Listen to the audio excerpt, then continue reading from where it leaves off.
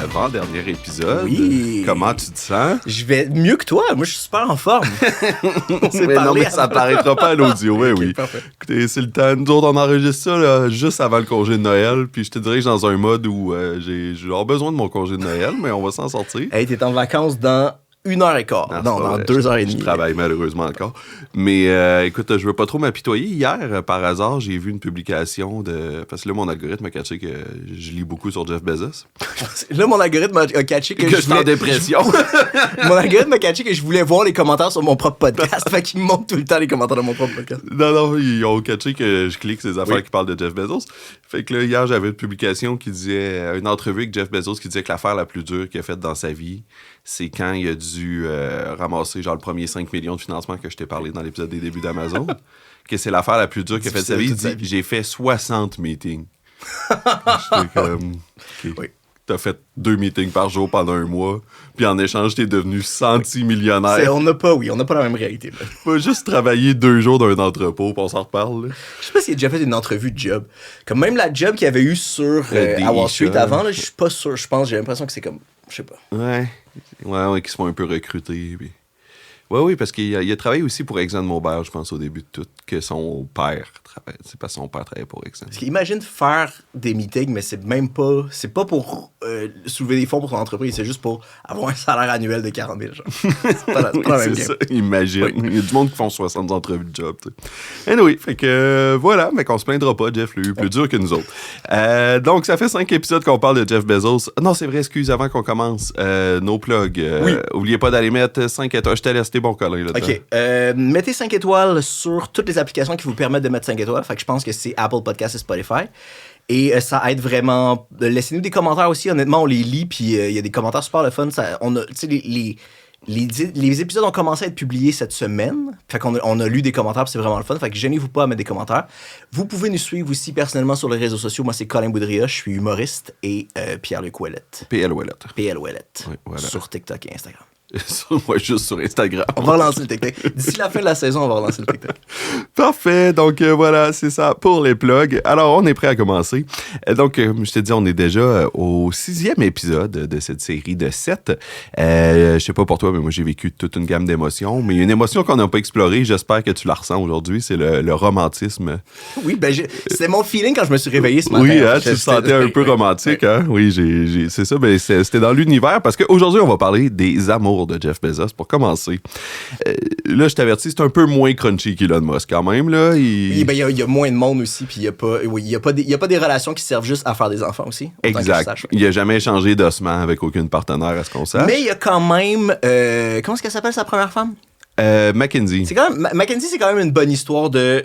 Je fonde une entreprise, je divorce un milliardaire qui fait de moi une des femmes les plus riches du monde et je redistribue mon argent. Oui, c'est quand même nice. On va en parler, mais c'est peut-être la moins pire milliardaire que j'ai croisée dans mes recherches jusqu'à maintenant. Donc, on connaît, c'est ça, ben, tu l'as dit, 2 grandes relations marquantes à Jeff Bezos. Puis bon, ça m'étonne pas qu'il n'y ait pas eu tant de relations dans sa jeune vingtaine à avoir le look qu'il avait. Je veux pas body shame, là. Ça vient de quelqu'un qui jouait du tuba puis qui faisait de l'acné au secondaire. Fait que, genre, je m'identifie à ça. Mais voilà, ça a été tard, ses premières relations. On sait qu'il y a eu au moins une blonde là, quand il était adolescent, mais il en parle pas vraiment là, parce que c'était une adolescente. Là, who cares? Mais, donc, sa première relation, en fait, c'était avec Mackenzie Bezos. Puis j'ai pas de misère à croire que sa vie amoureuse avant Mackenzie était mollo. Parce que dans la biographie de Brad Stone, il raconte qu'il a appliqué à sa vie amoureuse le même côté analytique, passionné des données qu'il applique dans son travail. Il faisait des spreadsheets. Il faisait des spreadsheets de ses dates, oui. Yup. Il y a quelque chose de très Elon Musk là-dedans, parce que je pense que j'ai fait exactement la même blague quand on parlait des relations d'Elon Musk. Ils ont ça en commun, absolument. Pendant qu'il était célibataire, puis là, tu sais, il était dans la vingtaine, là, il s'est assis pour calculer une façon d'augmenter son woman flow. Et là, je le cite, là, c'est pas mon terme à moi. Son woman flow, son flux de femmes. Il a essayé de trouver l'activité qui donnerait accès à N plus woman. N en statistique, c'est la lettre qui désigne une population. Donc, en gros, c'était vraiment juste une façon nerdy de dire qu'il voulait rencontrer le plus de femmes possible. Et c'est clairement pas en formulant tes affaires comme ça que ça va, que tu vas avoir N plus de femmes. Oui, si tu le penses de même, en tout cas, il faut vraiment que tu gardes ça pour toi. Ça, c'est un inside thought. Donc, puis c'est ça, tu sais, en tant que tel, c'est pas complètement fou, là, évidemment, de t'inscrire dans une activité où il y a beaucoup de femmes, ça va augmenter tes chances de rencontrer des femmes et peut-être de trouver l'amour. Ça, c'est logique, mais de leur dire que tu essaies d'augmenter ton woman flow puis ton N+ de population de femmes, c'est peut-être un peu moins. Donc, c'est ça, ça montre quand même, je trouve, une grosse... Il est vraiment dans le sweet spot du diagramme de Venn entre douche et nerdy, là. Il est vraiment comme, c'est une jonction parfaite. Ouais. C'est vraiment ça, douche et nerdy, c'est un bon résumé. Moi, je trouve quand même que ça montre aussi une grosse insécurité puis un besoin de... Tu sais, je trouve, puis c'était ça aussi avec ses grands choix de vie, tu sais, quand il s'est dit est-ce que je garde ma job ou je vais chez Amazon, on dirait que c'est comme un besoin de transformer toute son expérience humaine en données qu'il peut contrôler puis qu'il peut mesurer, tu sais. Moi, je trouve que ça trahit quand même une espèce d'anxiété ou d'insécurité, mais c'est peut-être moi qui fais de la psychanalyse, de la psychopop. C'est bon sens, je comprends d'où tu viens. Donc, l'activité à laquelle s'inscrit pour augmenter son woman flow, c'est des cours de danse de salon, genre du tango, de la valse et compagnie. Là, c'est pas genre danser dans le salon chez tes parents. C'est de la danse sociale. Là. Oui, c'est ça, de la danse sociale. Mais finalement, ça a l'air qu'il n'y avait pas besoin des cours parce que l'amour, il l'a rencontré au travail chez Deisha.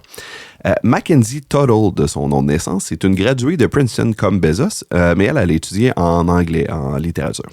D'ailleurs, elle a été l'élève de Toni Morrison. Elle a même été son assistante de recherche, qui est une grande romancière américaine. Puis en 2013, Morrison a dit que Mackenzie est une des étudiantes les plus brillantes qu'elle a eues dans son parcours d'enseignante, de professeur. Donc, Mackenzie s'est fait engager pas longtemps après sa sortie de l'université chez Deisha comme adjointe administrative, puis éventuellement, elle s'est mise à travailler directement sous Bezos. Donc, elle était... Okay. Le fait que le fait qu'elle a eu son emploi avait rien à voir avec ses études en littérature. J'imagine le fait qu'elle était une graduée de Princeton, ça lui permettait de se dire elle doit être brillante et tout ça, mais tu sais, elle s'est fait engager fondamentalement comme secrétaire. Elle est devenue la secrétaire de Jeff Bezos.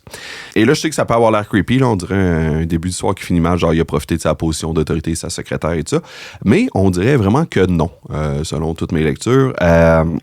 Il essayait d'y parler, en fait, dans des sorties. Il organisait des sorties pour toute l'équipe, mais tous ses collègues étaient comme, clairement, il organisait ça parce qu'il veut passer du temps avec Mackenzie, mais il sort avec 50 personnes pour pas que ça soit trop obvious. Oui, okay. Exact. Fait que, tu sais, à un moment donné, par exemple, il a loué une limousine pour toute l'équipe pour qu'ils sortent dans un nightclub en team, mais tu sais, il a passé la soirée à parler à Mackenzie, là. C'était tout un subterfuge.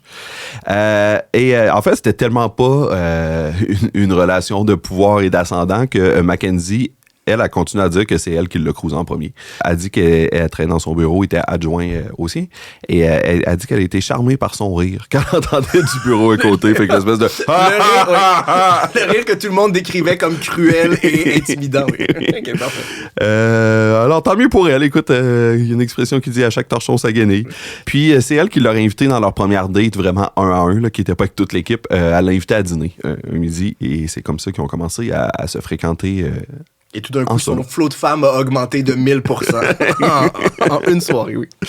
Voilà, fait que c'est rassurant. On dirait que c'est une relation qui a commencé de façon consensuelle et pas inquiétante, ce qui est une victoire en soi quand on parle de milliardaires et d'hommes d'affaires. Prédateur dans tous les domaines sauf sexuel. Oui. Description de Jeffrey Bezos. Ben justement, j'ai creusé, je me suis dit, c'est sûr qu'il y a des histoires d'inconduite sexuelle où il y a eu des paiements et tout ça, et écoute, célébrons. Prudemment, mais célébrons. On dit, en tout cas, apparemment, il n'y aurait pas d'histoire, j'en ai pas trouvé aucune. Et voilà, donc je pense aussi que ça rajoute des munitions. Tu sais, les gens qui disent, à chaque fois qu'un homme riche se fait accuser de viol, il y a tout le temps, ou d'agression sexuelle, d'inconduite, il y a tout le temps quelqu'un pour dire, ouais, mais ils veulent juste son argent. Si c'est pas arrivé à Jeff fucking Bezos, ça doit arriver. Oui, ça, ouais. Pas si souvent que ça, finalement. Voilà. Petite précision, par contre, là, on enregistre ça le jour où les dossiers des Epstein Papers sont supposés sortir. Fait que ça se peut qu'il y ait des updates à faire par rapport à ça, mais... En date du 19 décembre 2025, il n'y a pas d'accusation portée à l'égard de Jeff Bezos. Voilà, fait que, écoute, tant mieux, et on va lui donner ça. Donc, ils se sont mis à sortir ensemble, Jeff et Mackenzie, et ça a été le coup de foudre parce que 3 mois après le début de leur relation, ils se sont mariés en 1993. Puis, elle a beaucoup aidé Jeff à lancer Amazon. Elle a travaillé au nom, au plan d'affaires de l'entreprise. A été la première comptable officielle de l'entreprise aussi. Elle a été game. Elle a quitté sa job à Chose et Chat en même temps que lui, en fait. Ils partaient la business ensemble. Exact. Puis, ben, dans le fond, elle était la secrétaire de son mari, puis elle a juste quitté avec lui. Donc, c'est ça, elle était la première comptable officielle. C'est même elle qui a négocié le premier contrat de livraison par bateau pour Amazon. Fait que, tu sais, c'est quand même une femme clairement brillante, et parce que son domaine, ça reste la littérature, là. Puis, elle a quand même réussi à être à la fois comptable et à négocier des contrats d'import-export, là, ce qui est quand même un peu hors de son domaine, là. Fait que, clairement, c'est une femme brillante. Et ça serait autour de 96 qu'elle a commencé à se retirer là, pas mal de la compagnie. Donc, assez tôt quand même, là, dans les premières années. Elle voulait se concentrer sur la littérature. Son premier roman est sorti en 2005. Ça s'intitule The Testing of Luther Albright. Et ça a été assez bien reçu. Elle a même reçu le American Book Award. Là, je dis ça comme c'était prestigieux, mais honnêtement, j'ai aucune idée ce que ça vaut. Mais en tout cas... C'est un prix. Moi, j'ai jamais eu de prix de littérature. Là. Exact. Fait qu'elle a gagné des prix littéraires, puis elle a eu des bonnes critiques. Puis elle a évidemment aussi pris du temps pour élever leur famille. Parce que Jeff et Mackenzie ont 4 enfants ensemble. Ils ont 3 enfants biologiques et une fille qui était adoptée de Chine. On connaît juste le nom de l'aîné, Preston, mais sinon, ils n'ont pas voulu divulguer publiquement le nom de leurs enfants. Donc, on ne sait pas, en tout cas, si ça c'est les journalistes n'en parlent pas. Ouais. On ne sait pas le nom de ses enfants. Peut-être que aussi, c'est peut-être pas une question de vie privée. Là. Peut-être que, comme Musk, il les a donné des noms débiles, genre thermostat général, puis il veut pas... Ils ont juste absolument aucun nom, en fait. Peut-être. On n'a rien à censurer, ils n'ont pas de nom. Donc, oui, c'est pas publiquement connu. Il y a une photo d'eux sur un tapis rouge qui date de 2016 où on les voit en famille. Donc, on a vu leur visage il y a 10 ans à peu près. Mais sinon, ils restent très discrets. Puis bon, là-dessus, un autre point pour le clan Bezos. Je pense que c'est une bonne idée quand t'es un des hommes. C'est sain, oui. C'est pas de la faute des enfants, tout ça. Voilà. Donc, honnêtement, j'ai peu de choses à dire sur Mackenzie, sinon, parce que c'est quelqu'un de très discret. C'est quelqu'un qui aime vraiment pas beaucoup l'attention, selon les témoignages autour d'eux. Est-ce qu'on sait si... Est-ce qu'elle, sa passion pour la littérature, passion et carrière... Oui, elle est passionnée, oui. Est-ce que ça a influencé le fait qu'ils vendent des livres à la base ou c'est vraiment juste un concours de circonstances? Je pense sincèrement pas. Je pense que c'est un concours de circonstances. En tout cas, si c'est le cas, ça a jamais été mentionné dans ce que j'ai lu. Fait que j'ai vraiment l'impression que c'est un concours de circonstances. Lui, il parlait bien plus de c'est un format facile à livrer. Ça se bien puis tout. Mais je pense que c'était purement commercial. Il y a des gens qui ont travaillé avec elle sur Bystander Revolution, qui était une initiative anti-intimidation qu'elle a lancée en 2014. Donc, elle a comme lancé, c'est ça, une espèce de fondation, mouvement là, pour lutter contre l'intimidation. Et ça. Comme Jasmin Roy américain, genre. Exact. Peut-être. En tout cas, on se croise les doigts, moins problématique. Les gens qui ont travaillé avec elle là-dessus disent qu'elle est vraiment relaxe et très humble, que c'est pas compliqué de travailler avec, mais qu'elle protège aussi férocement sa vie privée, puis au point où ça a été difficile, en fait, de gagner de l'attraction avec le projet, parce qu'elle voulait être mentionnée le moins possible dans les communiqués de presse, dans les sorties publiques. Même dans de la promo qui aurait pu aider l'entreprise. Elle voulait pas parler aux médias, puis tout ça, elle aime vraiment pas l'attention, puis ils disent que c'est au point où, finalement, ça a un peu jamais levé Bystander Revolution, parce que leur seul argument de vente, c'est « Hey, c'est la femme à Jeff Bezos qui lance ça », puis elle voulait pas être mise de l'avant. Fait que, voilà. Malheureusement, vers la fin de 2016, la vie de Jeff Bezos s'est mise à changer. Le couple avait toujours été discret, bon, un peu plus elle que lui, mais même Jeff Bezos adorait pas nécessairement apparaître dans les médias. C'est pas quelqu'un qui donnait beaucoup d'entrevues, il était 100% focusé sur son entreprise. Puis même les gens qui ont travaillé avec disaient qu'il fallait un peu qu'il le convainque des fois de parler aux médias, de ça va être bon pour la compagnie. C'est là qu'il réussit à le convaincre de le faire, mais sinon, c'est pas quelqu'un qui... tu sais, Musk a donné une première entrevue genre en 2000 quand il a acheté son premier char. Il avait envie de le faire, là, oui. Puis il était comme, maintenant, je veux faire toutes les entrevues, j'adore ça. C'est pas le cas de Jeff Bezos. Donc, vers la fin de 2016, ils ont acheté une maison à Washington et puis Jeff s'est mis à organiser des soirées mondaines pour 2 raisons. La première, c'est que Amazon avait lancé son studio à ce moment-là, Amazon Studios, puis bon, Amazon Prime et tout ça. Et il tentait de mousser la candidature de Manchester by the Sea aux Oscars. Je sais pas si tu te rappelles, en 2016, à peu près, avec Casey Affleck. Je me rappelle absolument pas ce film-là. C'était le film avec Casey Affleck, le frère de Ben Affleck, qui avait d'ailleurs été accusé d'agression sexuelle ou en tout cas d'inconduite sexuelle. Mais le film avait été nommé aux Oscars, puis il avait une bonne chance de gagner de ça. Fait qu'il essayait un peu de mousser la candidature, puis c'était comme une grosse victoire pour Amazon aussi d'avoir un film nommé dans la catégorie du meilleur film et tout ça. Donc, ça lui donnait plus de raisons de fréquenter le gratin hollywoodien. Puis la deuxième raison, en fait, c'est que sa relation avec Trump était vraiment tendue. On en a parlé un peu au dernier épisode, j'en reparlerai pas vraiment beaucoup, mais le résumé de ça, je le rappelle si vous avez oublié, c'est que Trump avait une rivalité un peu personnelle avec Jeff Bezos parce qu'il était plus riche que lui, puis parce que Bezos avait acheté le Washington Post, qui s'était attaqué à Trump, et Trump, il disait, c'est sûr que que ça vient de toi, parce que, évidemment, si t'as des médias, tu vas les utiliser comme outil de propagande. C'est ce que je ferais, c'est sûr, oui. Ouais, c'est ça, exact. Donc, l'équipe de relations publiques d'Amazon essayait de convaiqu're le patron de commencer à se mêler un peu plus à Washington et faire un peu plus de lobbyisme et plus développer des liens avec les politiciens. Jusqu'à Amazon a fait à peu près pas fait jusque-là, étonnamment. OK. Et il faisait très, très peu d'activités de lobbyisme. Il restait à Seattle, puis il se tenait très loin de Washington. Ce qui est surprenant, parce qu'il tweakait déjà beaucoup de lois. Je suis surpris qu'ils n'avaient pas déjà mis leur pion aux bonnes places par rapport à ça, parce que... Je pense que c'est juste du fait qu'il était un gros joueur qui avait quand même déjà de l'influence juste par leur position dans le marché. Personne ne leur refusait rien. Il n'y avait pas besoin de tordre le bras avec personne ou d'influencer. Mais c'est vraiment à partir du milieu des années 2010 qu'ils ont commencé à faire des efforts plus actifs de lobbyisme politique. Donc, Jeff à Washington se met à faire des événements mondains et tout ça. Et Mackenzie déteste ça, elle se présente pas à ces événements-là. Elle a déclaré en entrevue à un moment donné, Jeff est le contraire de moi. Il aime rencontrer des gens. il aime le monde. Je vais t'avouer que je l'aime quand même, Mackenzie, là. Il y a peu de sorties où ce qu'elle me fait pas un peu rire.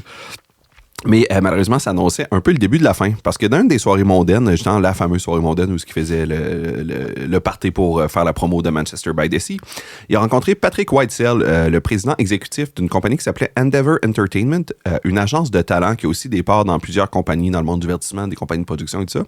Et fun fact pour le nerd que je suis, c'est les propriétaires de TKO, la compagnie qui est née de la fusion entre la WWE et la UFC. Donc, Patrick était là et était accompagné de sa femme, une ancienne reporter qui s'appelle Lauren Sanchez. Et ici, je vais faire un petit détour. Je sais que tu sais c'est qui Lauren Sanchez. En tout cas, tu as une idée. Mais avant de poursuivre, je vais faire un petit détour pour parler... C'est pas une des premières femmes à être allée dans l'espace? Je me demande vraiment comment ça va arriver, ça. Donc, je fais un petit détour pour parler de la saga de HQ2, Headquarter 2 d'Amazon. Je vais pas en parler super longtemps, mais curieusement, dans ce chapitre sur les relations amoureuses de Jeff Bezos, j'ai jugé que c'était le bon moment. En septembre 2017, Amazon ont annoncé qu'ils voulaient construire un deuxième siège social pour épauler celui de Seattle. Officiellement, ce qu'ils disaient, c'est qu'ils avaient atteint un peu leur limite d'expansion à Seattle, qu'ils étaient rendus serrés dans leur bureau physiquement, mais aussi qu'ils avaient un peu épuisé le bassin de talent qu'ils pouvaient aller chercher dans cette région-là. C'est une des raisons, absolument. Mais l'autre raison, c'est qu'en 2014, à Seattle, il y a une conseillère municipale du nom de Kshama Sawant qui s'est fait élire au conseil municipal de Seattle. Elle se décrit elle-même comme une socialiste, est super critique d'Amazon, puis elle faisait écho à une grosse tranche de la population dans la ville qui avait l'impression qu'Amazon avait pris le contrôle de Seattle, puis que les travailleurs d'Amazon gentrifiaient Seattle et son centre-ville et tout ça. Probablement avec raison d'ailleurs, mais voilà. Donc, Sawant, quand elle s'est fait élire, elle a proposé une nouvelle loi, le Tax Amazon Bill, qui faisait que les entreprises allaient devoir payer une nouvelle taxe en fonction du nombre d'employés passé un certain cap. Donc, évidemment, tu payes des taxes municipales et tout ça, mais passé, je pense que c'était 500 employés, là, j'ai le chiffre en l'air. Tu payes une nouvelle taxe. Tu payais, par exemple, 10 $ par année par employé à la ville. Donc, cette taxe-là aurait rapporté 47 millions par année à Seattle, puis ça aurait servi à construire des logements abordables et à lutter contre l'itinérance. D'ailleurs, en 2019, Amazon ont dépensé 1,5 million sur la campagne municipale à Seattle et le PAC qu'ils ont financé a appuyé évidemment l'adversaire de ça. Sawant. C'est super intéressant parce que je sais plus c'était dans quel livre, mais je viens parce que je suis très, à cause de ça puis d'autres raisons, je suis très dans le monde de la tech. Là. Ouais. Puis les milliardaires de la tech se mêlent énormément des élections municipales. Il y a ça à Seattle, il y a à San Francisco aussi. C'est comme au niveau municipal, c'est super important puis ils tassent vraiment du monde, même dans les conseils de genre conseils scolaires ou des trucs comme ça, ils tassent du monde. C'est intéressant à quel point ils se soucient de la politique très, très locale. Genre. Mm-hmm. Mais on sous-estime le palier local souvent aussi. Oui. Ça a vraiment une grosse influence sur la vie des gens, puis c'est comme un palier qui est souvent regardé de haut. Mais qui est accessible, que c'est facile de manipuler. Ouais. Donc, le contexte est en train de changer à Seattle. La ville voulait soudainement que Amazon et les autres grosses compagnies de tech payent plus de taxes et pour éviter de devoir s'y plier. Puis aussi parce qu'ils étaient insultés, parce qu'apparemment, ça a vraiment piqué l'ego de Jeff Bezos. Il était comme, hey, j'ai créé des dizaines de milliers d'emplois dans cette ville-là, j'ai apporté des milliards. Puis vous êtes ingrat, vous. Puis vous êtes ingrat. Oui, il l'a pris personnel. Ben, ils ont décidé de déclarer publiquement leur intention d'ouvrir un deuxième siège social. Puis ça a marché parce qu'en 2018, Seattle a pris peur et ils ont voté à 7-2 pour annuler la taxe Amazon. Donc, HQ2 est devenu un gros cirque politique et médiatique. Amazon ont laissé les villes soumettre leur candidature. Puis là, les villes pour les... OK, puis même si Seattle avait voté contre, ils faisaient quand même le deuxième siège social. Okay. Exact. Mais ça a quand même aidé aussi à remettre mettre Seattle au pas en faveur d'Amazon. Donc, ils ont laissé les villes soumettre leur candidature en leur promettant des milliers d'emplois et des milliards en investissement. Puis évidemment, pour les politiciens, la plus belle monnaie, la plus belle victoire que tu peux avoir, c'est d'amener des nouveaux emplois dans ta région. Donc, ça s'est garoché pour offrir une foule d'avantages, des congés fiscaux, des passe-droits légaux, puis plein d'autres privilèges particuliers pour Amazon. Puis c'était aussi ça, sciemment, une consigne de Bezos. Il avait vu tous les milliards que Musk engrangeait en subventions gouvernementales et tout ça, en congés fiscaux. Et puis, il a dit à son équipe, comment ça que lui réussit à aller chercher des milliards, puis nous autres, il faut tout le temps qu'on paye le prix normal. Tu sais. Fait que c'était aussi ça, la stratégie d'HQ2. C'est là, le monde va se garrocher pour nous donner. Ouais, c'est ça. On va dire qu'on l'ouvre, on sait pas où, fait qu'on va prendre des soumissions. Là, Exact. Fait qu'il y a 238 villes qui ont soumis leur candidature, dont Montréal, d'ailleurs. Montréal avait fait partie. C'était même pas seulement aux États-Unis. Non. Toronto a été un des candidats qui ont été un peu plus considérés. Okay. Montréal, je pense, n'a jamais vraiment été pris au sérieux, mais on a fait partie des 238 villes qui ont soumis leur candidature. Assez tôt en 2018, Scott Galloway, je te dis son nom, mais pas vrai, là, tu peux l'oublier, ça ne reviendra pas. C'est un professeur de la New York University School of Business et un homme d'affaires qui a dit, et je paraphrase, c'est pas un vrai concours, c'est juste une stratégie pour créer une surenchère puis aller chercher plus d'avantages de la part des places que eux autres ont déjà choisies. Puis c'est clair qu'ils vont choisir soit la région métropolitaine de New York ou le Washington métropolitain parce que c'est proche de DC puis que la nouvelle maison de Jeff Bezos est à Washington. Fait que, je vous le dis, c'est pas un vrai concours. Ils ont déjà choisi soit New York, soit Washington. Puis tout ça... C'est juste pour que tout le monde bide plus fort. Ouais. Puis que New York et Washington soient obligés, eux autres aussi, d'essayer de battre la concurrence. Puis il avait raison sur toute la ligne parce que finalement, quand l'annonce était faite, le HQ2 a été ouvert à Crystal City en Virginie, dans le Washington métropolitain. Donc, bullseye. Pourquoi je te dis tout ça alors que je parlais des amours de Jeff Bezos? Parce que Galloway avait raison sur autre chose. L'autre place choisie, c'était New York. Parce que Sanchez habitait à New York, là? Non, tout un peu, mais Sanchez en revient. Ça a été fou, là. Je vais mettre mon siège social là-bas. Okay. Mais t'as peu, Sanchez en revient. Il y a une raison pourquoi je t'amène là, je te promets. Donc, le 13 novembre 2018, Amazon a annoncé que HQ2, en fait, serait sur 2 sites, Crystal City, comme je t'ai dit, et Long Island, New York. Donc, exactement ce que Galloway avait dit. Washington métropolitain, New York métropolitain. Crystal City ont offert 750 millions en subventions gouvernementales. Et New York, eux, allaient offrir des congés fiscaux d'une valeur de 1,5 milliard et des prêts de 325 millions, entre autres avantages. Donc, il y avait d'autres avantages aussi moins importants, mais quand même, c'est gigantesque. Sauf qu'à New York, contrairement à Crystal City, ça s'est braqué. New York, c'est une ville vraiment plus progressiste et une ville aussi très syndicaliste, plus que la moyenne des États-Unis, de loin. Et il y a eu beaucoup d'opposition, en fait, autant de la part des citoyens que de la part des politiciens locaux et des leaders syndicaux. Puis là, peut-être qu'encore une fois, tu me dis, OK, mais c'est quoi le crise de rapport avec sa vie amoureuse? Colin, calme-toi, Colin. Je suis patient. Une des affaires qui a canalisé la colère à New York, c'est la requête qu'Amazon avait fait aux officiels et qui a coulé dans les médias. Ils ont demandé d'avoir un permis spécial pour la construction d'un hélipad sur le toit de leur nouveau HQ. Que t'es pas supposé avoir, OK, que normalement à New York, tu peux pas avoir. Là. Exact. Okay. C'est pas l'affaire la plus dramatique qu'Amazon ait fait, là. Dans toutes les manigances et les passe-droits qu'ils ont pu demander, je pense le 1,5. C'est loin d'être le truc le plus extravagant, plus de richesse, là, mais ouais. Mais au niveau de l'image, ça a passé super mal parce que les New-Yorkais se disaient pourquoi des milliardaires vont littéralement voler au-dessus du trafic pendant que nous autres, le peuple, on est pris dans le transport en commun sous-financé. Puis en plus, on leur donne des congés fiscaux au lieu de leur faire payer les milliards qui permettraient de, c'est un super bon point, de payer le métro et les autobus. T'sais. Excellent point, en effet.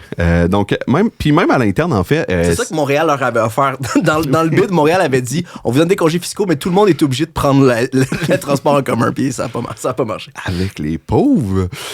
Donc, c'est ça. Puis même à l'interne, en fait, ça se met à confusion, cette demande-là d'un hélipad, parce que, en fait, il disait Amazon n'a même pas d'hélicoptère, fait que je sais pas pourquoi qu'on demande ça. Bezos, tu sais, je t'ai déjà dit, ça fait plusieurs épisodes, là, mais quand il checkait des terrains pour Blue Origin, il a fait un accident d'hélicoptère au Texas. Il avait peur des hélicoptères. Et il a développé une phobie des hélicoptères, de prendre l'hélicoptère. Fait que là, il était comme, on n'a pas d'hélicoptère. Jeff a une phobie des hélicoptères. Puis là, il a glissé la demande qu'il fallait un hélipad sur le toit de nouveau HQ, puis ça nous fait super mal paraître. Puis en plus, on a tout le temps une image de frugalité, genre comme clairement les cadres vont pas se déplacer en hélicoptère. Ouais. Là, Puis d'ailleurs, même, il y a un jet privé, Bezos, mais c'est répété plusieurs fois que dès qu'il invite du monde dans son jet, il le dit tout le temps à voix haute, c'est moi qui paye, c'est pas Amazon. Parce qu'il veut montrer qu'Amazon ne paye pas pour des frivolités comme ça. Fait que comme ça vient de ma poche, c'est pas payé par Amazon. Bref. Je pensais qu'il cotisait. À chaque fois qu'il y a du monde qui repart dans son jet, passe il le cotise chapeau. pour le gaz. Le chapeau du capitaine, du pilote. Bref, tout le monde était confus.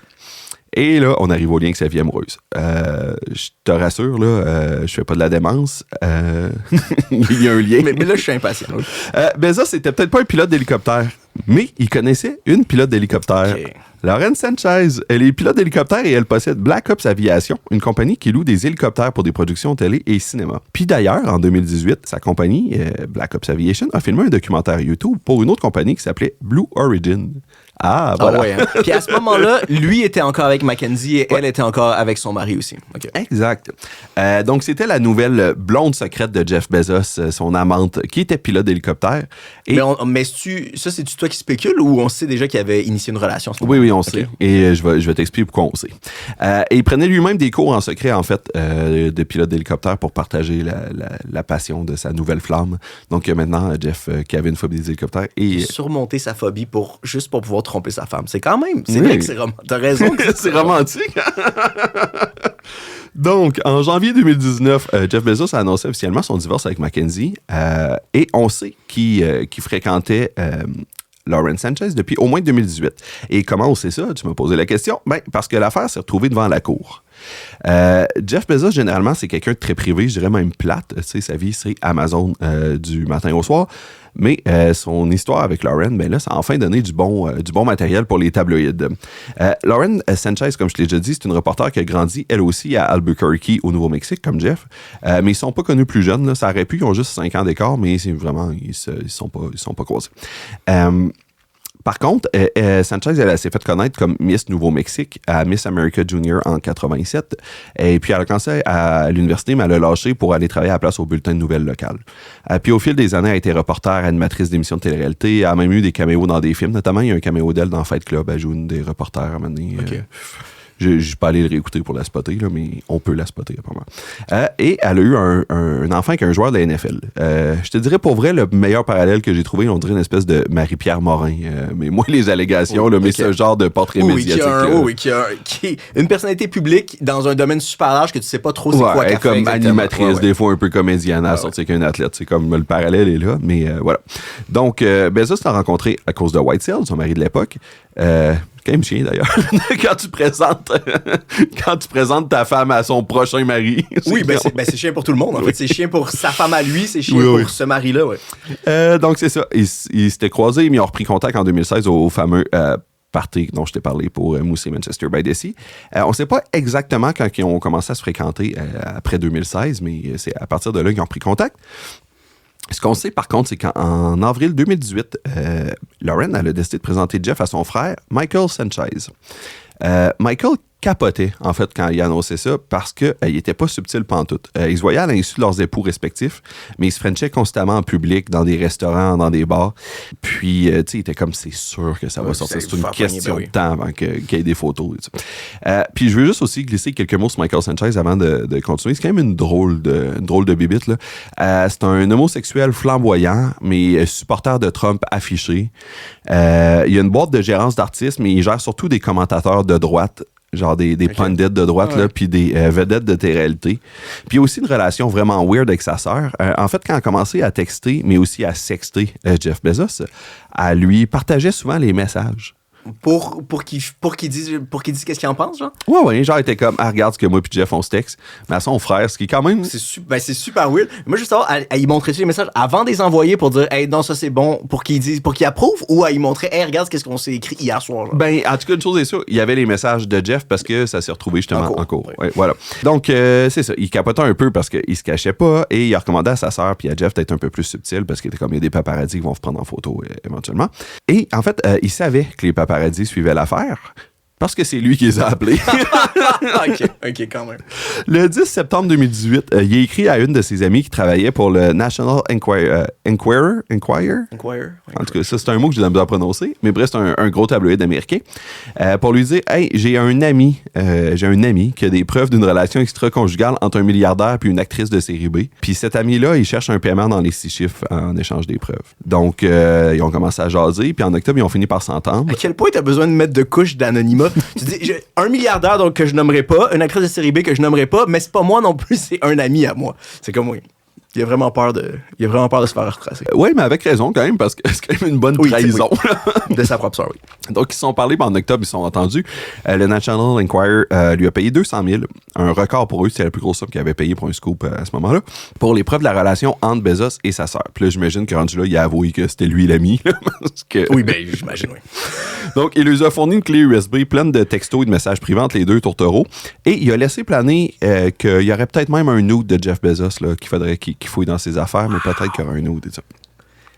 Ok, j'ai jamais entendu parler de ça. Ouais. Mais ok, attends, mais fait qu'il il a même pas juste dit, hey, ils vont être là tel soir, aller envoyer des paparazzis les photographier. Il a donné de l'info qu'il avait lui-même. Il a fait les deux. Ok. C'est vraiment un salaud. Et le nude, je vais te désamorcer la bombe tout de suite. Il n'y a pas de nude. Il y a juste un gros plan de son crâne, mais comme la photo était floue, les gens pensaient que c'était un dick pic, mais non, c'était il a fini par...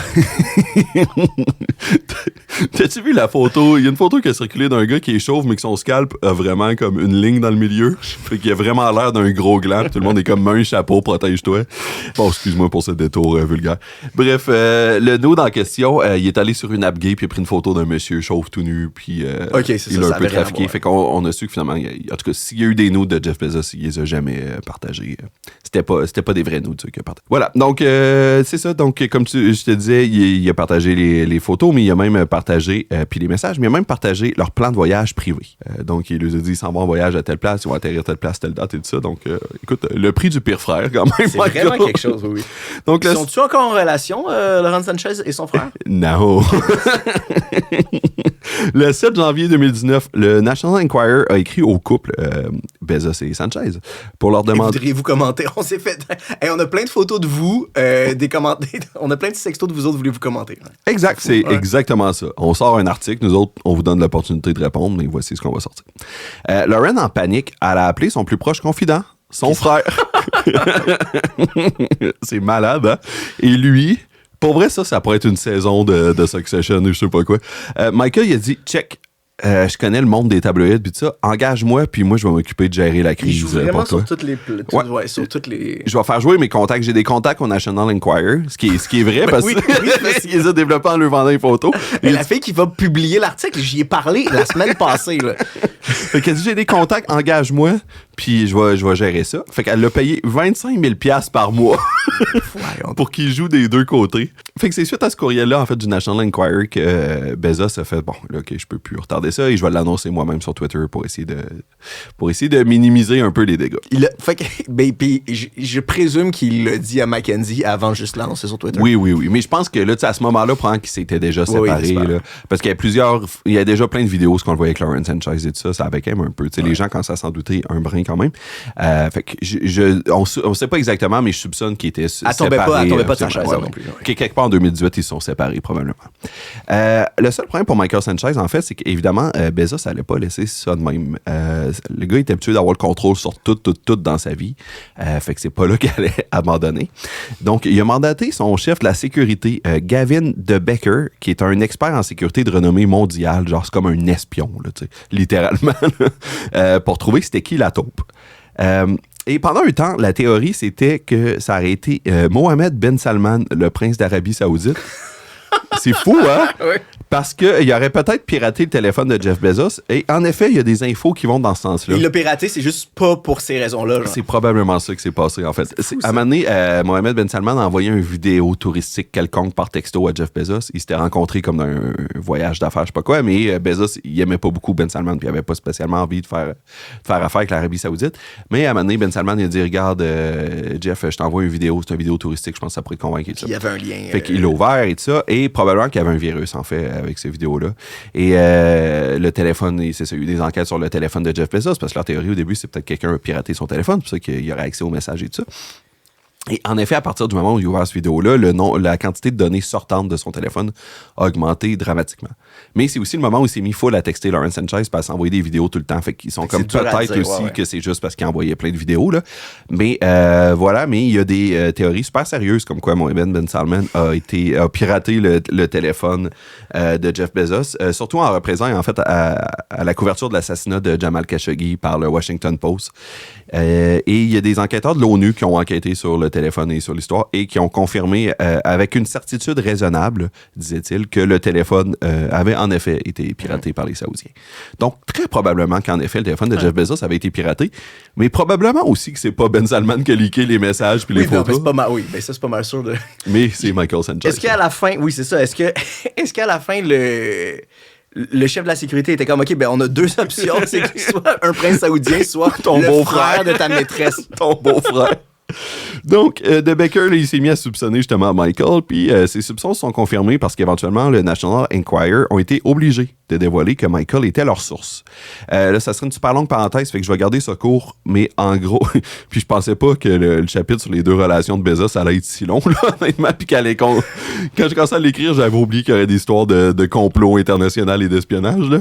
Mais en gros, le National Enquirer était accusé d'avoir tué des histoires qui auraient pu nuire à Trump, parce que le propriétaire était un grand ami proche de Trump et il y a des histoires qui auraient été tuées dans l'œuf pour pas nuire à Donald Trump. Et ça fait qu'il était dans la subchaude avec les autorités en cause de ça parce que, bon, il avait manipulé son média et tout. Fait qu'il a juste choisi de jeter un contact en dessous du train, genre. Ben là, c'est ça, c'est parce que là... la paye, il a fait comme, OK, ouais. Là, le clan Bezos disait... OK, mais qu'est-ce qu'il nous dit que c'est pas commandité par Donald Trump puis son entourage, cette histoire-là, puis que vous travaillez encore avec lui. Et là, le National Enquirer ne pouvait pas se permettre de se faire accuser à nouveau de travailler avec Trump parce qu'il aurait pu perdre leur permis. Brûler une de leurs sources. Là. Fait qu'ils ont brûlé une source. Michael, bizarrement, une fois qu'il a été démasqué, il a décidé de poursuivre Bezos et sa sœur en diffamation parce que cet homme ne connaît pas la honte, en disant que, OK, peut-être que j'ai partagé des affaires, mais c'est pas vrai que j'ai partagé des nudes. Donc, en novembre... C'était même pas lui, c'était juste la photo d'un dude random que j'avais trouvé sur Grindr, OK? Fait arrêtez de dire... J'avais juste rajouté sa face. Arrêtez de dire que j'ai partagé des nudes. Ce gars-là m'épate. Genre, ça serait tellement un bon personnage de série télé. Terrible lui-même, mais un fou personnage de série télé, tu sais. En novembre 2020, la Cour supérieure de Los Angeles a rejeté la requête. Écoutez, et Michael a dû verser genre 250 000 à Bezos pour couvrir les frais légaux. Fait que 25 000 de plus que ce qu'il a... Ben, il a perdu plein d'argent en frais légaux aussi, mais il avait fait 200 000... Ouais, plus 25 000 par mois pendant une couple de mois avec sa sœur, mais il a perdu... en fait, c'est ça. Fait qu'il a perdu tout ce qu'il avait gagné pour avoir trahi sa famille. Fait que là, il n'y a plus de lien avec sa sœur et son beau-frère et il a perdu tout son argent. Et Jeff Bezos a 250 000 là, c'est à peu près la somme qu'il fait en allant à l'urinoir 8 secondes. Là. Fait que, il a vraiment tout perdu pour rien faire tout. Voilà, génial, un génie du crime. Heureusement, ça n'a pas trop affecté la relation de nos deux tourtereaux, Jeff Bezos et Lauren Bezos. Maintenant, filent le parfait amour parce que oui, ils sont mariés cet été en 2025 à Venise. Juste la bague de fiançailles qu'il a offerte à Lauren en 2023 vaudrait de 3 à 5 millions, mais ça, c'est vraiment juste le début de l'histoire. Les célébrations... Ce qui est super cheap selon le standard de 3 mois de salaire. Hein? Oui, mais maintenant, oui. Ouais. Parce que je sais pas combien il fait en 3 mois, mais oui. Mais en même temps, où tu trouves une bague à 80 milliards? Ça existe juste pas. Mais... C'est ça, maintenant, je sais pas ce que tu peux mettre de plus. Là. Les célébrations de leur mariage ont duré 3 jours du 26 au 28 juin. Ils ont fait un party Great Gatsby, un party mousse et un party pyjama. Mais surtout que party mousse puis party pyjama, on dirait des événements de Nickelodeon. Genre, c'est très enfantin. Là. C'est vraiment pas parce qu'ils ont de l'argent qu'ils sont intéressants, qui ont du goût. Là. Oui. Sanchez avait préparé 27 kits différents pour les célébrations. Ça a attiré évidemment une foule de jets privés aussi parce que tout le gratin d'Hollywood et du monde des affaires et de la politique se sont rendus sur place. Donc, ça a créé énormément de pollution et ça a pris le contrôle de la ville de Venise pendant pratiquement une semaine aussi, ne serait-ce que pour la sécurité. Là. Quand tu as tous les gens les plus riches et puissants du monde qui sont là, c'est sûr qu'il faut que tu surveilles les buildings autour et tout ça. Je suis vraiment curieux parce qu'il devait avoir des quartiers où les hôtels étaient quand même libres. Là. Fait que, tu sais, les gens qui avaient ramassé de l'argent pendant des années pour aller à Venise, puis ils tombent pile pendant la semaine où il y a son mariage, puis ils peuvent rien faire. C'est les pires vacances. Fou, là, oui, parce que tout est coordonné. Puis, Il se vante en échange d'avoir donné 2 millions pour la protection des lagons dans la région. Mais j'ai vraiment l'impression que leur contribution est annulée par les 90 jets privés qui sont rendus sur place. Parmi les invités, on comptait Ivanka Trump, le prince de Jordanie, les Kardashians, Tobey Maguire et Andrew Garfield, donc il y a 2 sur 3 des Spider-Man. C'est quand même quelque chose, ouais. Ainsi que la première dame canadienne, Katy Perry. Mais j'ai envie de finir sur une note plus positive. Et DiCaprio, il y avait DiCaprio. Je pense que oui, qu'il était là en effet. Mais j'ai envie de finir sur une note plus positive. On parlait d'amour après tout. Je vais parler un peu de son ex-femme, Mackenzie. T'allais dire de quoi? T'as une face de gars qui voulait dire quelque chose? Non, mais j'allais parler d'elle parce que, je la trouve super nice. Puis elle sort avec un prof d'école qui fait pas une scène. Puis, c'est elle vit sa best life. C'est la milliardaire la plus étonnante parce qu'elle a rien fait pour être milliardaire au final. Attends, oui. Ben oui, elle était mariée avec un milliardaire. Elle a pas marché sur personne, mais elle a quand même cofondé l'entreprise. Oui, puis je te dis pas que c'est probablement pas une bonne personne non plus, au final, je veux dire, mais elle a pas cherché à devenir milliardaire, c'est ce que je veux dire, puis je pense que ça, c'est une nuance importante quand même. Donc, elle porte maintenant le nom de Mackenzie Scott parce que, en fait, Scott, c'est pas le nom de son nouveau mari, là. Elle s'est remariée en effet qu'un prof d'école secondaire, un prof de sciences, en fait, dans une école secondaire, mais Scott, c'est pas le nom de son nouveau mari. Scott, c'était le deuxième prénom de son grand-père maternel, mais maintenant, elle porte comme... C'était son deuxième prénom à elle, pardon, c'était le prénom de son grand-père maternel, mais elle porte maintenant comme un nom de famille. Et dans le divorce avec Jeff, elle a reçu 33 milliards, ce qui l'a instantanément placé dans le top des personnes les plus riches au monde. Au moment où j'ai écrit ce podcast que vous écoutez, elle était 52e au rang mondial avec une valeur de 40 milliards. Fait que sa valeur a augmenté depuis le divorce. Oui, mais je sais qu'à un moment donné, ça c'était fou. Là. À un moment donné, elle avait pris un engagement de distribuer sa fortune, puis elle avait vraiment des problèmes parce qu'elle donnait beaucoup d'argent, mais les intérêts de ce qu'elle avait continuaient à monter. Fait qu'elle était pas capable de faire moins de cash. Genre. Mais j'y arrive, puis c'est l'affaire complètement folle. J'ai des chiffres, mais oui, puis ça m'a jeté à terre.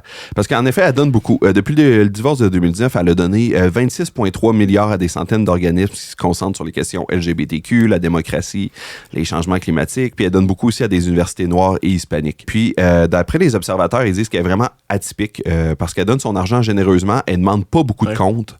Souvent, elle laisse faire qu'est-ce qu'ils veulent avec le cash, Puis, elle se met très, très peu de l'avant. Elle ne demande pas qu'il y ait une aile nommée à son nom ou qu'il y ait, tu sais, voilà mon argent, puis faites ce que vous faites avec.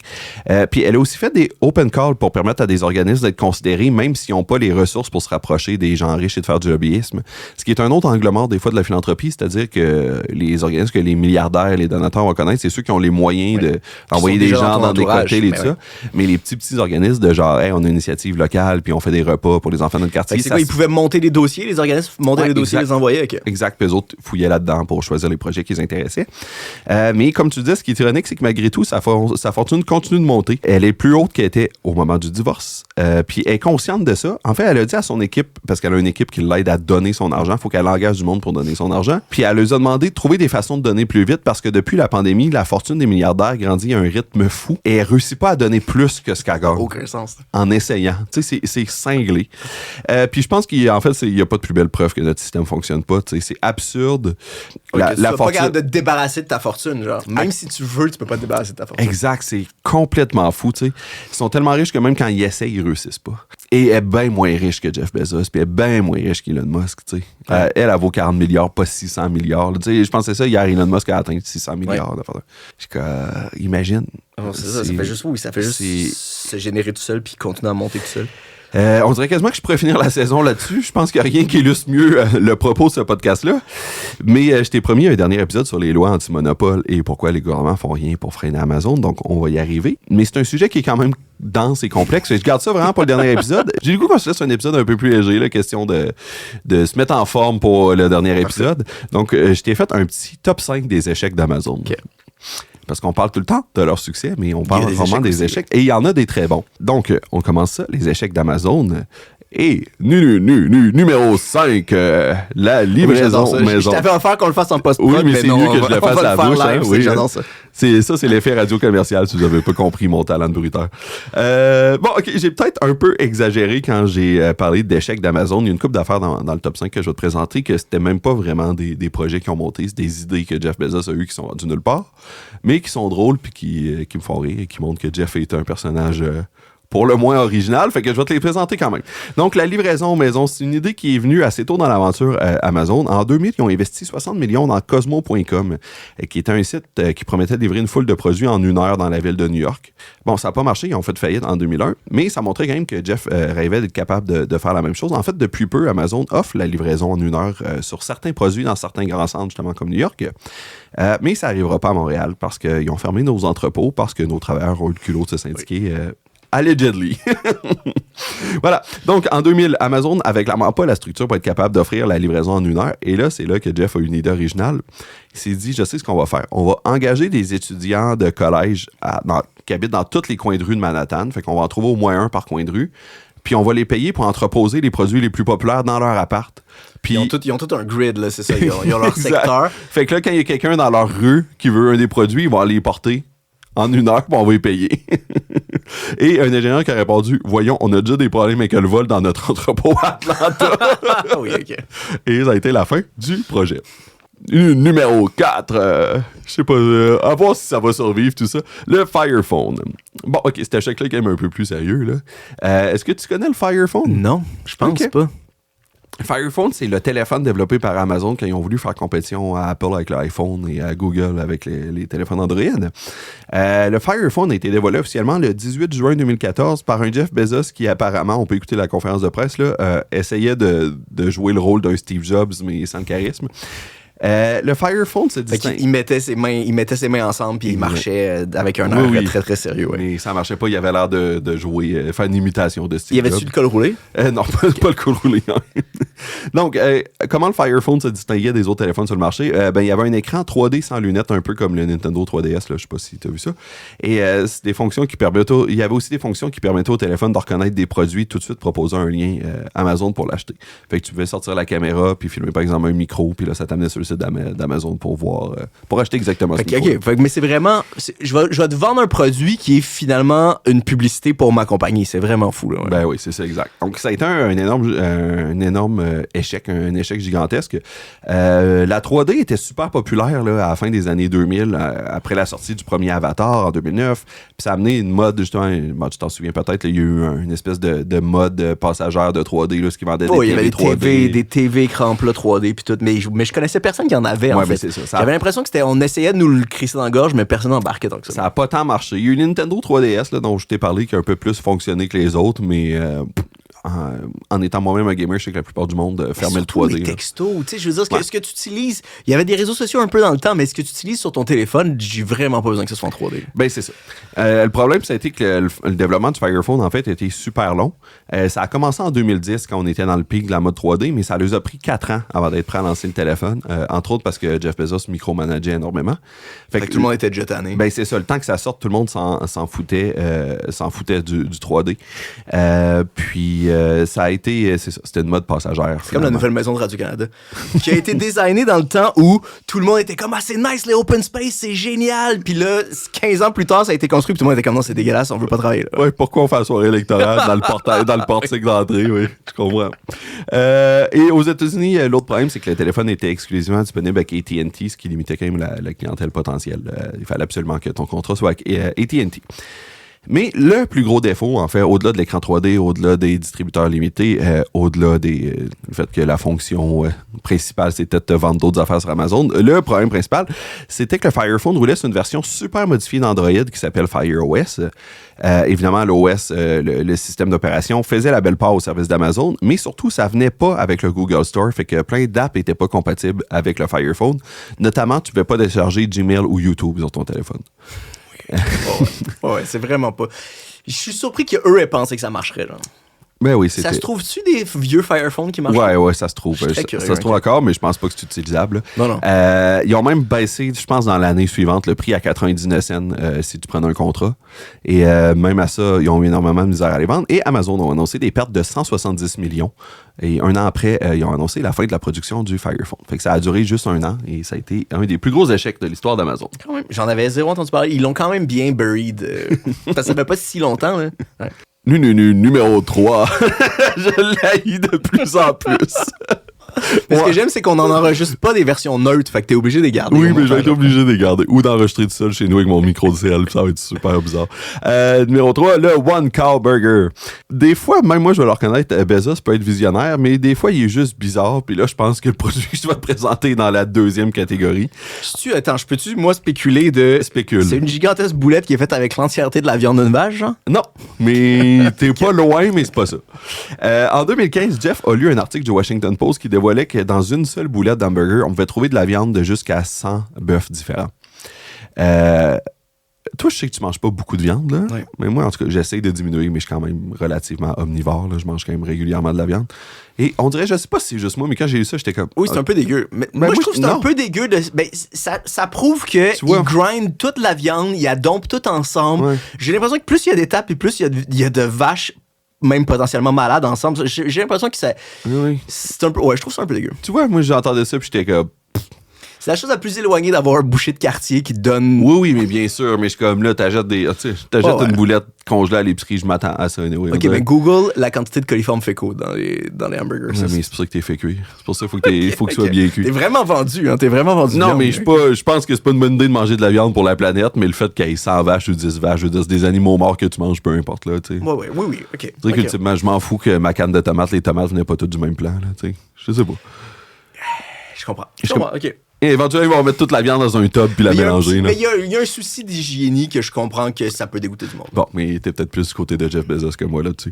Oui, fait que moi, ça me fait rien, mais ça a fait réagir beaucoup de gens. T'étais vraiment pas tout seul. Et Bezos y compris. Et dans une réunion, il a proposé qu'Amazon devrait produire un single car burger. Donc, des boulettes qui seraient certifiées provenir d'une seule vache. Ce qui est complètement... Non, je trouve ça, tout ça est tellement capitaliste dystopique. Oui, mais il y a du marketing. C'est vraiment du weird, genre...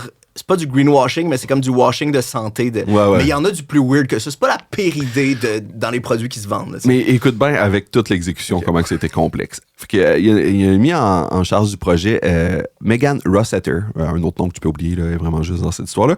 Et elle a dû passer des semaines à chercher un ranch qui accepterait de le faire parce que c'était super compliqué. Leur production n'est pas arrangée comme ça, puis il fallait qu'ils refassent comme toute la chaîne de production pour s'assurer que chaque viande venait juste d'une seule vache et tout ça. Fait qu'elle a passé des semaines à chercher ranch après ranch, tout le monde disait non, et elle a fini par en trouver un près de la frontière mexicaine qui accepterait de le faire. Il a fallu qu'ils investissent pour concevoir des façons de congeler la viande sur place, puis pour concevoir un emballage qui allait pas couler quand la viande allait dégeler, parce que là, il fallait la transporter, congeler vraiment plus longtemps. Ils ont réussi à faire tout ça, mais ça a coûté super cher, juste tout. À Amazon ou au ranch à Amazon? J'imagine que le ranch payait, mais à partir des montants qu'Amazon donnait, fait que ultimement Amazon. Là. Donc, ils ont lancé le burger, ça a relativement bien marché, mais la viande était super grasse, ce qui est une bonne chose d'ailleurs. Là, tu veux que ta viande quand même ait du gras, tu sais. C'est ce qui donne la saveur. Mais Jeff trouvait que l'emballage était trop difficile à ouvrir, puis que c'était trop gras, puis ça le gossait. Donc, Rossiter a dû repartir et trouver un... Surtout quand c'est des qualités d'un produit. Ah ouais, c'est gras, puis tout le monde va aimer ça, puis c'est comme, non, c'est trop gras, je veux pas que ça soit la même affaire. Oui. Donc, elle a dû trouver un nouveau ranch qui va y fournir une viande plus maigre, mais en acceptant que ça soit encore de la même vache, et qu'elle réinvestisse pour développer un nouvel emballage plus facile à ouvrir. Elle a fini par réussir après des mois de travail. Jeff Bezos il a dit qu'il était content. Enfin, fait qu'ils ont vendu le produit tel quel et ça a généré très peu d'intérêt et maintenant c'est indisponible. OK, mais quand tu disais au début que la version grasse fonctionnait bien, c'est pas sur le marché qu'elle fonctionnait bien, c'est juste que... Non, je pense qu'ils l'ont vendu au début aussi. Okay. Je pense qu'ils ont changé, si je me trompe. Puis je t'allais voir en effet sur le site... ça n'existe plus. L'article est encore là, mais ça dit indisponible. On sait pas quand il sera en stock. Et la réponse, ça fait vraiment capitaliste dystopique, c'est qu'ils se rendent compte que effectivement, ça se fait pas vache par vache, mais pour rester dans l'idée de One Cow Burger, ils clonent une vache, puis finalement... Toujours la même vache. C'est techniquement la même vache, mais on en tue plein, puis on les grind tout en même temps. On l'a cloné 100 000 fois. Mais tu vois, je sais pas, je trouverais ça écologique. ça te parle, hein? Moi, la viande en laboratoire, là, je sais que je suis un des seuls fous, ça me dérange pas pantoute. Ah, ben, là, on tombe vraiment dans une autre affaire, mais moi aussi. De la viande montée en laboratoire, s'il n'y a pas de conscience, puis tout, je trouve que c'est génial. Mais oui, on dirait que c'est génial. Tu tues pas un animal qui... Il y a sûrement des affaires dont je suis pas au courant qui sont super compliquées, oui. Mais... J'aime mieux être dans mon ignorance. Anyway, on n'a plus le temps d'en parler parce qu'on est rendu au numéro 2. Amazon Game Studios. Je me fais plaisir ici, là, je l'ai mentionné quelques fois dans l'épisode, mais je suis un gros geek et il n'y a rien que j'aime plus que parler de jeux vidéo. En fait, si je peux avoir un podcast de jeux vidéo, je pense que c'est ça que je ferais. Mais il me semble que j'en ai entendu parler d'Amazon Game Studios. un petit peu il y a une couple d'années, puis plus du tout dernièrement. Ben, tu vas comprendre c'est pourquoi. normal? Oui, c'est pas un accident. Amazon Game Studios a commencé en 2011, puis leur mission, c'était de créer des jeux au début pour le fameux Fire Phone dont je t'ai déjà parlé. Parce que je rappelle, le Fire Phone n'était pas compatible avec le Google Store. Donc, tu ne pouvais pas télécharger les jeux du Google Store. Mais en 2014, quand le Fire Phone a été annulé, quand ils se sont rendus compte que ça ne continuerait pas, ils ont pivoté et ils ont annoncé qu'ils allaient développer des jeux pour PC et potentiellement pour console. Et ils ont recruté des gros noms, là, des développeurs qui adressent des jeux comme Portal ou Far Cry 2. Oui, c'est ça. Fait que c'était des AAA, c'était des gros jeux de... Ouais. Gros jeux, absolument.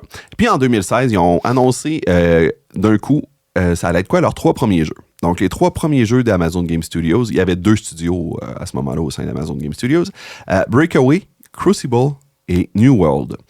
Donc, le premier, Breakaway, c'est un jeu multijoueur en ligne. Ton but, c'était d'envoyer une boule dans le but adverse.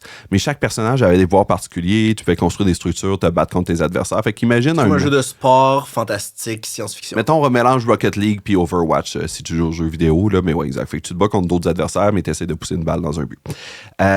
Pour développer ce jeu-là, ils ont acheté le studio Double Helix, qui avait notamment développé Killer Instinct pour Microsoft. On ne sait pas le montant de la vente, mais c'est sûr que c'est une transaction là, de plusieurs millions. C'était un studio relativement majeur. Ceux qui ont pu tester le jeu Breakaway ont dit que c'était quand même vraiment le fun, mais le 31 mars 2018, Amazon a annoncé que le jeu était cancellé, qu'il était annulé. Ils n'ont pas complété le développement. Fait que Mais il était déjà rendu à des phases de test, genre. Ouais. Mais ils ont fait, on pense que ça ne marchera pas, on veut arrêter d'investir. Et puis, ils ont annulé le jeu. Le deuxième jeu de Amazon Game Studios, c'était Crucible, développé non pas par Double Helix, mais par Amazon Game Seattle, qui ont été renommés Relentless Studios. Donc, il a ramené son Relentless. Crucible, c'est un jeu de tir à la 3e personne, ce qu'on appelle un hero shooter, donc comme Overwatch, c'est le meilleur exemple de ça. Dans le cas d'Overwatch, c'est la première personne, eux, ça allait être à la 3e, mais c'est un jeu de tir en ligne, mais où chaque personnage a des pouvoirs différents et des armes différentes. Jeu de tir à la 3e personne, c'est comme Tomb Raider. Tu vois à quel point mon gaming date de plusieurs années. Parfait, mais t'es là pour ça. Je sais qu'il y a plein de non-gamers qui nous écoutent. Oui, exact. Fait que c'est que tu vois derrière ton personnage, tu vois pas juste le gun dans ses mains. C'était le premier titre lancé par les studios de jeux d'Amazon parce que lui, il est sorti. Ça a été en développement pendant 6 ans. Il a fini par sortir le 30 juin 2020 et puis c'est un jeu free-to-play. Donc, tu peux le télécharger gratuitement, mais tu payais, par exemple, pour des cosmétiques, pour pouvoir avancer plus vite, etc. On ne sait pas le budget du jeu, mais on sait que le budget était relativement élevé et puis la réception a été abominable. Ils ont une moyenne de 56% sur Metacritic, puis le populaire site IGN leur a donné 4 sur 10. J'ai pas joué personnellement, c'est vraiment pas mon type de jeu, mais apparemment que c'est un jeu super beige qui ressemblait juste à tous les autres jeux du genre, mais en moins bon. Ça a tellement mal été qu'en octobre, 3 mois après la sortie, Relentless ont annoncé la fin du jeu. Ils ont remboursé tous les achats que le monde avait fait sur le jeu dans les 3 premiers mois. Et ils se sont mis à travailler avec Double Helix, le studio dont je t'ai parlé au début, ensemble sur l'autre jeu, le 3e du trio, New World. New World, c'est quoi? C'est un MMORPG, donc un jeu de rôle en ligne multijoueur, comme World of Warcraft, si ça vous donne une idée. Puis c'est un jeu sur la colonisation. Genre, ça se passe au 17e siècle. OK, c'est même pas la colonisation spatiale, c'est la colonisation old school. Oh, ça se passe au 17e siècle. Tu joues des espèces d'Européens, mais tu colonises un nouveau continent qui est modelé sur l'Amérique, mais qui s'appelle Eternum. Et tout le monde qui met le pied sur Eternum devient immortel. Donc, c'est pour ça que tout le monde veut coloniser ce nouveau monde. La première version du jeu est sortie le 28 septembre 2021. Puis, y a-tu des natives sur Eternum? Je sais pas, probablement. Mais ça doit être des monstres. Ça change complètement la dynamique, s'il y en a ou pas. Mais j'imagine que c'est des monstres, là, les natives. Là. Je sais pas si c'est mieux ou pire, mais en tout cas. Mais c'est quoi? C'est comme des créatures contre lesquelles il faut que tu te battes, c'est pas des humains. Ouais, c'est ça. Ouais. Fait que c'est sorti en 2021. Probablement, on peut estimer encore une fois au moins 5 ans de développement. Avant le lancement, ils ont lancé une bêta fermée. Puis moi, c'est une des premières fois que j'ai entendu parler de ce jeu-là. Une bêta fermée, c'est un test où il faut que tu sois invité pour participer au test, pas ouvert au grand public, mais plusieurs joueurs vont pouvoir jouer, puis ça permet de tester le jeu et les serveurs. Donc, ils ont annoncé une bêta fermée et ça a causé une controverse parce qu'ils n'ont pas mis de limite au nombre d'images secondes que le jeu pouvait produire.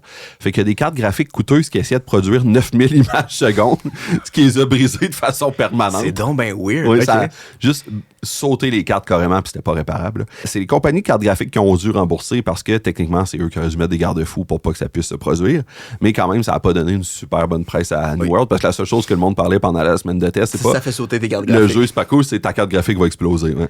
À la sortie, il y a eu de l'intérêt, ça a quand même bien marché. Le premier jour, 700 000 personnes ont essayé de se connecter, ça a causé des files d'attente, mais ça, c'est quand même normal pour un jeu en ligne, puis à la limite, c'est une bonne nouvelle. nouvelles. T'sais. Par contre, les critiques étaient tièdes. 70% sur Metacritic, IGN a donné 6 sur 10. Fait que c'est comme correct, là, mais c'est pas à se peut-être être ses murs. Le jeu a coûté plus de 200 millions pendant son développement. En plus de ramasser une bonne partie du budget annuel de 500 millions d'Amazon Game Studios. Parce qu'après ça, ils continuent quand même à investir pour maintenir le jeu en vie. C'est ça, un MMO, c'est fou. Donc, plusieurs centaines de millions qui ont été investis sur New World. Et c'est de loin le jeu qui a connu le plus de succès, mais quand même, en octobre... Entre le jeu qui marchait vraiment pas puis le jeu qui a fait 3 mois. Ouais, exact. Fait qu'ils l'ont sorti en 2021. Et puis, en octobre de cette année, donc 4 ans plus tard, ils ont annoncé que la mise à jour d'octobre allait être la dernière, puis les serveurs vont fermer au cours de l'année prochaine. Fait que le jeu va durer moins de 5 ans. Amazon ont également annoncé en octobre du même coup la coupure de 14 000 emplois au sein de l'entreprise en général, là, pas chez Amazon Game Studios, mais en grande partie chez Amazon Game Studios. Donc, leur plan, c'est de réduire beaucoup leur coût de développement puis de se concentrer vraiment juste sur la publication de jeux et leur service comme Luna, qui est un service de gaming en streaming, donc tu n'as pas besoin de console. Fait qu'ils vont plus, c'est ça, ils vont plus développer leur propre jeu. Ils l'ont pas annoncé officiellement, mais tout semble indiquer qu'ils ne développeront plus de nouveaux jeux. Et le bilan de Amazon Game Studios, après des centaines de millions d'investissements, un jeu annulé, un jeu que t'as fait 3 mois qui ont dû rembourser tout le monde, et un jeu qui a duré moins de 5 ans. Fait que voilà, je pense que ça mérite sa place dans les flops. Quand même, oui. Avant de passer au numéro 1 et de terminer cet épisode, je veux quand même mentionner une petite mention honorable. Il y a 2 projets que je trouve, je les mets dans mention honorable parce que ça a jamais même été vraiment essayé. C'était juste des idées qui ont été lancées par Jeff Bezos. Mais il faut que j'avoue, c'est ridicule, mais je trouve ça aussi un peu cool. Fait que c'est pour ça que c'est mention honorable. Okay. Un des projets qui a été considéré, en fait, en 2000, c'était le projet Alexandrie, surnommé à l'interne l'Arche de Noé. Et l'idée, c'était de garder 2 copies de chaque livre en existence dans leur centre de distribution au Kentucky. Mais 2 copies physiques. Oui, puis c'était pour les vendre, là, c'était pas nécessairement pour les garder pour la postérité, mais l'idée, c'était comme peu importe ce que les gens vont commander, on va au moins avoir 2 copies. Toutes, okay. Exact. Donc, c'est ça. C'était pas une grande initiative noble pour sauver la culture humaine, mais quand même, je trouve ça un peu cool. Puis, bon, ces conseillers, ils ont des conseillers, parce que la plupart des livres, allaient juste prendre la poussière. Aujourd'hui, on estime, en fait, qu'il y aurait un peu plus de 150 millions de livres en existence. Fait que juste d'en avoir 2 copies de chaque. Mais oui, mais il y a beaucoup de livres en existence qui sont juste plus trouvables ou qui se trouvent vraiment, qui se trouvent usagés super chers ou en tout cas. Exact. Puis aussi, 150 millions de livres, c'est tous les livres, là, j'imagine, t'enlèves les livres. Tu gardes juste les livres de langue anglaise, c'est moins, mais quand même, ça reste beaucoup. On dirait que même avoir 2 copies de chaque livre de Stephen King, c'est comme c'est ambitieux. Et le deuxième projet dans la même veine, c'était le projet Fargo. Puis oui, c'est à cause du film des frères Coen, si jamais tu te demandais. Et il s'est dit, les livres, c'est pas assez bon, je veux qu'on ait une copie de chaque produit qui existe sur Terre. Ben, ça n'a aucun sens, ça. Puis c'est quoi le lien avec Fargo? Je sais pas, honnêtement, je sais pas d'où ça vient. Je sais qu'il confirmait que c'est parce qu'il avait aimé le film, là, mais je sais pas exactement. Je veux qu'on ait un truc de tous les objets sur Terre. Ouais, ça fait que tous les modèles de vélo, de mitaines de four, de bas, de t-shirt, tu sais. Et ça a pas marché parce que... Ben oui, c'est sûr évidemment, ça a pas marché. Voilà. Mais l'idée est le fun, c'est juste que c'est absurde. Oui, mais ça prend pas beaucoup de temps pour se rendre compte que c'est absurde.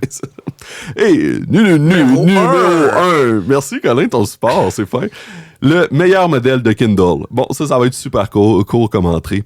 Le premier Kindle est sorti en 2007. Ça a été un méga succès dès le début, puis ça a vraiment aidé à révolutionner le modèle d'affaires d'Amazon. Ils ont pris le contrôle de la distribution de livres du début à la fin. Mais ça a été long le développement. Il y a aussi beaucoup d'affaires. Puis leur problème, c'était que c'était un projet personnel, un pet project de Jeff Bezos, fait qu'il micro-manageait. Et il y a des développeurs, des ingénieurs qui ont travaillé avec lui qui disent que la pire affaire qui peut arriver chez Amazon, c'est que ça devienne le projet préféré de Jeff Bezos. Parce qu'il vient de checker chaque affaire. Parce que là, oui, genre, tu peux plus bouger une virgule dans ton document. C'est trop gras, puis j'ai de la misère à ouvrir le sac. Là, ouais. Exact. Et le Kindle, ça a été ça. Fait que ça a été vraiment long. Puis Jeff a insisté, entre autres, pour qu'il y ait des boutons physiques. Parce que dans le temps, il y avait un BlackBerry, puis il trouvait ça le fun. Mais eux autres, t'es comme, non, mais là, l'avenir est aux écrans tactiles. T'es comme, non, je veux des boutons physiques. Les gens adorent les boutons physiques. Et qu'il y ait un micro. Parce qu'ils disaient, les gens vont vouloir parler à leur machine. Puis ils ont dit, ouais, mais on n'a aucune application qui va utiliser le micro.